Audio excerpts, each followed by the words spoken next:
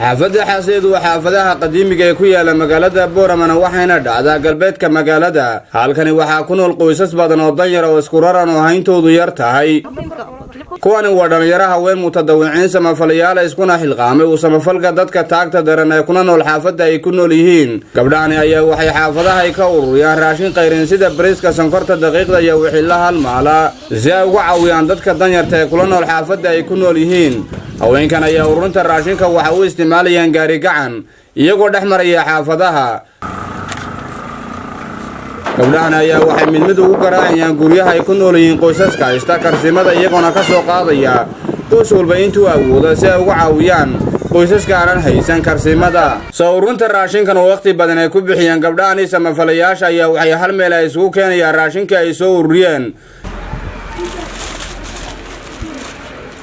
intaasi kadibna waxay kala soo soocayaan raashinkii qayrin ee uu soo ururiyeen oo markiisii hore kala nooc ahaa gabdhahani samafalayaasha ayaa xogaaga raashinka waxay ku kala xirxidhayaan baco iyagoona waafajinaya inta qoysas danyar ah hadba ugu tala galeen inay ku caawiyaan raashinkan oo markiisii hore gabdhuhu ay ku soo ururiyaan gaadhi gacan ayaa waxa markan lagu qaadaya gawaadhi yar waxaana markani fudeediyo door shariifa ka qaatay sida ay sheegeen gabdhahani gudoomiyaha iskaashatada xaafadda xaasiid Maxamed Abiib Maxamed gabdhahani samafalayaasha ayaa xilligan waxay ku mideysan yihiin jamciyada ula baxeen Nuur al-Khayr waxaana qoysaska danyarta ay siinayaan xoogaa raashina marka la eego xoogaa raashinka ay siinayaan qoysaska danyarta kuma filna balse haddana abaalay ku qabaan qoysaskani danyarta xoogaa raashinka u keenayaan gabdhahani samafalayaasha maadaama aysan jirin meel kale oo ay gacan ka helayaan oo maxaan ku dhahdayay way hablaha yar khayr Allah siiye walaalo way noo keenaan waxay noo keen karaan way nooga helaan bini'aadanka maxaan ku dhahdayay de ha noo yaraatee maxaan ku dhahdayay way noo keenaan khayr Allah siiye haddii maxaan ku dhahdayay biiraan helaynana waan u baahanahay nolosha qoyskaaga ka horan iyo caruurtayda maxaan ku dhahday waa iska danyar tahay wax danahoon u hayaa ma jirto 10 caruurana weeyaan hooyadii oo jaban xitaa waan hayaa hadda wixii ilaahayna siiyay iyo waxay hablahay noo keenaan ban iska cunaa laakiin wax amaloon hagaagsan oo haynay ma jirto waxaba u daraaday bisheedii baba fikrad hooyo igu noqotay ilaahay rajadiisa waxay qaadataa bishii $15 baa laga doonaa waxbarashadii may toori kale wax kala barashadii may toori waan ku wada daray ilaahay ridqiisa leeyahay de wixii la noo soo tari kara waan iskaga baahanahay hal walaalahay oo baahi waa taalkaana keentay haddana hadii lana keenay wixii walaalahay iyaga ay noo keenayeen xaasasmaan oo waxba naguma filo bisha naguma gaarsiinayaan sidaasan waxaan doonaynaa walaala wax bil aan ku gaadhnay inaad nooga soo bayrisiin ayaan ilaahayna ka rajaynaynaa idinka rajaynayna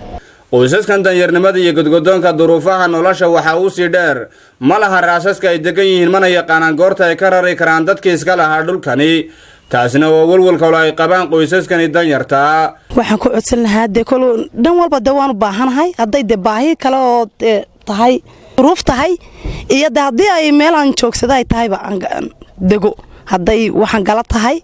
waan iska kolleyba waan iska danyarta baan iska hay jaga bini'aadan haddii ka caleeyada meel aan ku kacananays yaan degana